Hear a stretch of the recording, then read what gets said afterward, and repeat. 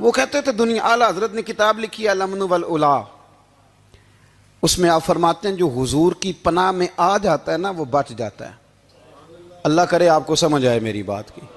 جو حضور کی پناہ میں آ جاتا ہے وہ، جو دنیا دار رہتا ہے، مالدار رہتا ہے، حضور کی پناہ میں نہیں آتا وہ بے سکون رہتا ہے۔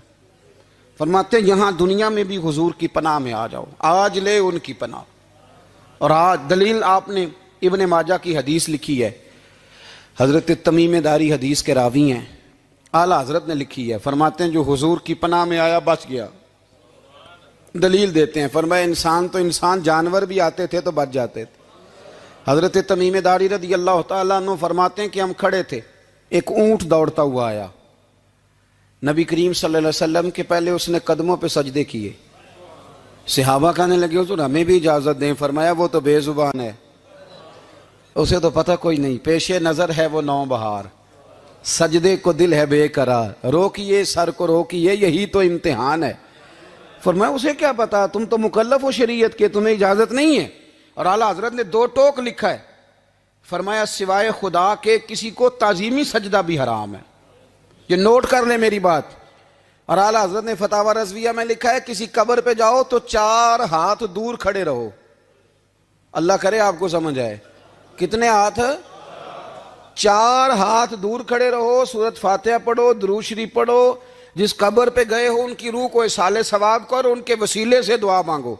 اعلیٰ حضرت فرماتے ہیں قبر کو سجدہ بالاتفاق حرام ہے، طواف قبر کا کرنا بالاتفاق حرام ہے، بوسہ لینے میں اختلاف ہے کہ جائز ہے کہ ناجائز ہے، لیکن بوسے سے بھی چونکہ شک پڑتا ہے تو فرماتے ہیں احمد رضا کی رائے یہ ہے کہ بوسہ لینے سے بھی بچا جائے۔ وہ آ گیا تو اس سے اگلی باتیں کرتا ہے، بس خاموش رہ، باادب رہ اور پیچھے رہ۔ تو حضرت تمیم داری کہتے ہیں یہ حدیث اعلیٰ حضرت نے لکھی ہے الامن والاولا میں، فرماتے ہیں کہ اونٹ نے پہلے سجدہ کیا، قدم چومے، پھر اس نے حضور کے کان میں کوئی بات کہی، روزے دے دوالے نے غلامہ دیاں ٹولیاں، ایک پہ سن دے کروڑاں دیاں بولیاں، یعنی اونٹ نے بات کی تو حضور نے وہ بھی سن لی۔ اعلیٰ حضرت کہتے ہیں جو پناہ میں آتا ہے بچ جاتا ہے۔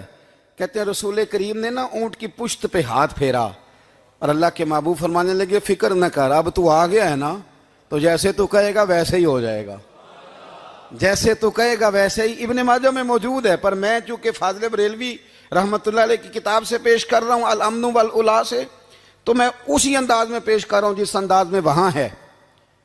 حضرت تمیم داری کہتے ہیں کہ ہماری سمجھ میں بات کوئی نہ آئی، تھوڑی دیر گزری تو کچھ لوگوں نے ہاتھوں میں رسیاں پکڑی ہیں، خنجر پکڑے ہیں، دوڑے آئے، یا رسول اللہ یہ ہمارا اونٹ ہے۔ حضرت تمیم داری کہتے ہیں میں نے دیکھا کہ جب وہ آ گئے نا خنجر لے کے تو اونٹ حضور کے پیچھے چھپ گیا، آج لے ان کی پناہ، آج مدد مانگ ان سے، وہ حضور کے پیچھے چھپ گیا۔ تو کہتے ہیں کہ نبی کریم صلی اللہ تعالیٰ علیہ وسلم نے فرمایا کیا مسئلہ ہے بھائی؟ یا رسول اللہ ہمارا اونٹ ہے، ذبح کرنے لگے تھے دوڑا آیا ہے۔ تو حضور فرمانے لگے وہ تو تمہاری شکایت کر رہا ہے۔ وہ کہتا ہے یا رسول اللہ میں نے برسوں ان کی نوکری کی، برسوں میں نے بڑی نوکری کی۔ صحیح کہتا ہے یا رسول اللہ؟ ٹھیک کہتا ہے حضور، اب بوڑھا ہو گیا ہوں، تھوڑا زیادہ بوجھ نہیں اٹھا سکتا تو مجھے ذبح کر کے کھانا چاہتے ہیں، میں مرنا نہیں چاہتا۔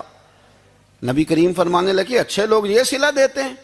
انہوں نے عرض کی حضور آپ حکم کر دیں، ہم اس کو چھوڑ دیتے ہیں یا رسول اللہ، نہیں ذبح کریں گے، خدمت کریں گے۔ حضور فرمانے لگے نہیں، اب میرے پاس آیا ہے نا، اب میں نے واپس نہیں کرنا، آج ہو گیا ہے، آج لے ان کی پناہ، آج مدد مانگ ان سے، آج ہو گیا یا رسول اللہ پھر رکھ لیں۔ حضور نے فرمایا نہیں بھائی پیسے بتاؤ کتنے؟ یا رسول اللہ نہیں کچھ نہیں۔ نبی کریم علیہ السلام نے فرمایا نہیں، بتاؤ کتنے، بتاؤ کتنے؟ انہوں نے کہا حضور ایک دفعہ ریٹ لگایا تھا تو 100 دینار لگا تھا، حضور نے فرمایا بلال دے دو 100 دینار، 100 دینار دے دیا۔ اعلیٰ حضرت فرماتے ہیں دیکھو ان کی پناہ میں آنے کی برکتیں کتنی ہیں۔ ان سے کہا تم جاؤ، وہ چلے گئے، حضور نے پشت پہ ہاتھ پھیرا، فرمایا جا تو آزاد ہے۔ حضرت تمیم داری کہتے ہیں وہ پہلے گیا پھر پلٹ کے آیا، اس نے نبی پاک کے کان میں کو بات کی، کئی باتیں کی، پر میں ایک بات کرتا ہوں، کئی باتیں کی، ایک بات کی تو حضور رو پڑے، اونٹ چلا گیا، ہم نے عرض کی حضور یہ کیا کہہ گیا ہے؟ تو محبوب فرمانے لگے یہ کہہ گیا یا رسول اللہ جس طرح آپ نے مجھے چھری سے بچایا ہے، میں دعا کرتا ہوں اللہ آپ کی امت کو جہنم سے محفوظ فرمائے، اللہ جہنم سے بچائے آپ کی امت کو، اس طرح مجھے چھری سے آپ نے محفوظ کیا۔ اعلیٰ حضرت فرماتے ہیں کن چکروں میں پڑے ہوئے ہو، کن چکروں میں؟ پیسوں کی پناہ لیتے ہو، عہدوں کے پیچھے چھپتے ہو، دولت کے پیچھے چھپتے ہو، تعلقات کے پیچھے چھپتے ہو۔ فرمایا مصیبت آئے گی تو یہ سارے ہٹ جائیں گے، اگر پناہ لینی ہے تو مدینے والے محبوب کی پناہ لو، دروازہ رسول پہ آؤ، نبی کریم کی بارگاہ میں جھکو، حضور سے پیار کرو۔ اعلیٰ حضرت فرماتے ہیں محبوب کا ادب کرو، رسول اللہ کی غلامی کرو۔ فرماتے ہیں پھر کہ گلی گلی تباہ، ٹھوکریں سب کی کھائیں کیوں، دل کو جو عقل دے خدا تو تیری گلی سے جائے کیوں۔ اور فرمانے لگے جان ہے عشق مصطفیٰ، روز فزوں کرے خدا، جس کو ہو درد کا مزہ وہ ناز دوا اٹھائے کیوں، جس کو ہو درد کا مزہ وہ ناز دوا اٹھائے کیوں۔ انہوں نے محبوب کریم کی محبت کا پیغام دیا، صحابہ کی محبت کا، بولیے، صحابہ کی محبت کا پوری کتاب لکھی حضرت صدیق اکبر جناب عمر کے فضائل پر۔ اور مزے کی بات یہ ہے کہ اعلیٰ حضرت نے نا اردو شاعروں میں سے کسی کو توفیق نہیں ہوئی حضور کو شہنشاہ کہنے کی، اعلیٰ حضرت نے کہا میرے نبی شہنشاہ ہیں۔ دلیل کیا دی؟ فرمانے لگے پڑھو ترمذی، حضور نے فرمایا میرے 2 وزیر زمینوں میں ہیں، 2 آسمانوں میں۔ زمین کے 2 وزیروں کے نام ابو بکر اور عمر ہیں، آسمان کے 2 وزیر ہیں جبریل اور میکائیل۔ تو اعلیٰ حضرت کہنے لگے حضور وزیر تو کسی شہنشاہ کے ہی ہوتے ہیں، پھر کہہ لو نا شہنشاہ۔ تو پھر فرمانے لگے حاجیو آؤ شہنشاہ کا روضہ دیکھو، حاجیو آؤ شہنشاہ کا روضہ دیکھو، کعبہ تو دیکھ چکے اب کعبے کا بھی کعبہ دیکھو، کعبہ تو دیکھ چکے اب کعبے کا بھی، غور سے سن تو رضا کعبے سے بھی آتی ہے صدا، میری آنکھوں سے میرے پیارے کا روضہ دیکھو۔ اعلیٰ حضرت نے ساری زندگی اور صحابہ کرام کی بات کی، اہل بیت کی بات کی، اولیاء کی بات کی، صوفیاء کی بات کی، دفاع کیا سب کا، سب کے شانوں میں لکھا، امت کو بتلایا کہ اپنے بزرگوں سے جڑے رہو گے تو بچے رہو گے۔ اعلیٰ حضرت نے طنز کرنے سے، تنقید کرنے سے، بلا وجہ غلطیاں نکالنے سے اور ایک دوسرے پر لان تان کرنے سے ہمیں بچنے کو کہا۔ اعلیٰ حضرت فرماتے ہیں کوئی علم اگر آ جائے نا تو اس کا معنی یہ نہیں کہ سب کو جاہل سمجھ لینا چاہیے۔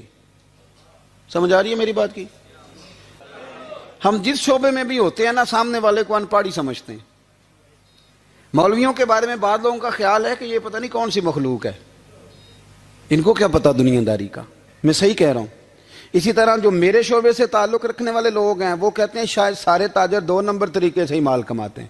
یہ ہو نہیں سکتا، ایسا ہو نہیں سکتا۔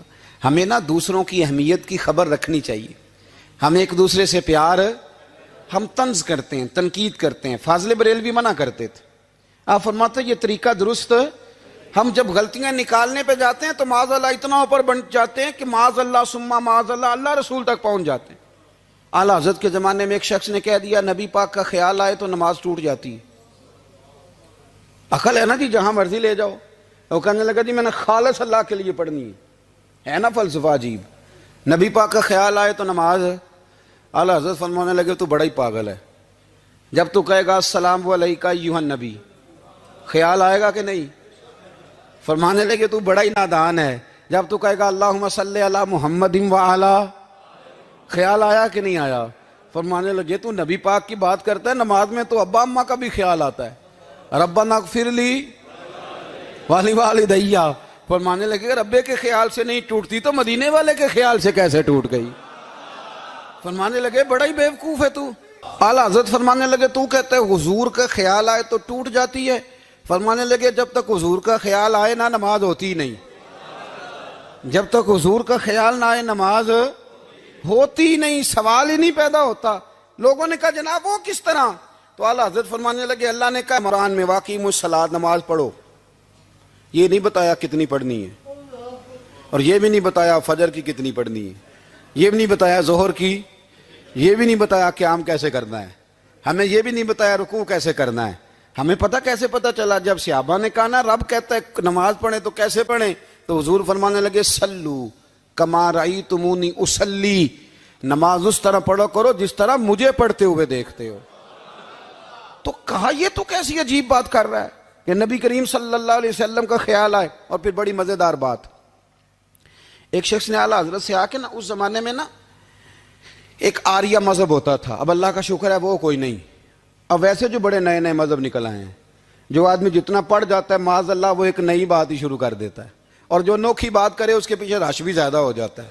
سٹائل ذرا ہٹ کے ہو نا جی تو ذرا ماحول جلدی بن جاتا ہے. تو وہ آریہ مذہب تھا, تو وہ ایک آریہ آ گیا اعلیٰ حضرت کے پاس, آ کے کہنے لگا کہ فرض کی اہمیت زیادہ ہے کہ سنت کی؟ تو اعلیٰ حضرت فرمانے لگے بھئی اہمیت تو فرض کی زیادہ ہے. تو کہنے لگے آپ کا وضو تو پھر سنت سے شروع ہوتا ہے. وضو میں پہلا فرض ہے منہ دھونا, اور آپ سب سے پہلے ہاتھ دھوتے ہیں, یہ بھی سنت. ناک میں پانی ڈالنا یہ بھی, کلی کرنا یہ بھی. میری بات کی سمجھ آ رہی ہے؟ اس نے کہا یہ آپ عجیب لوگ ہیں, فرض اگر بڑا ہے تو پہلے فرض ہونا چاہیے تھا. سمجھ آ رہی ہے میری بات کی؟ لوگ دین پر بڑے بڑے مختلف اعتراضات کرتے ہیں نا. اس نے کہا جی پہلے ہونا چاہیے تھا فرض. تو منہ دھونا فرض ہے, آپ نے گھٹنوں تک ہاتھ دھوئے, اب یہ جو آپ نے ہاتھ دھو یہ بھی سنت, کلی کری تو وہ بھی سنت, ناک میں پانی ڈالا تو وہ بھی سنت, تو آپ تو چوتھے نمبر پہ فرض ادا کر رہے. تو اعلیٰ حضرت فرمانے لگے تم اصل میں محبوب کا غلام نہیں نا. ہاں تجھے کیا پتا ہو یہ بات کیا ہے, تو بیٹھ جا ہم سے سن, ہم تجھے بتاتے ہیں.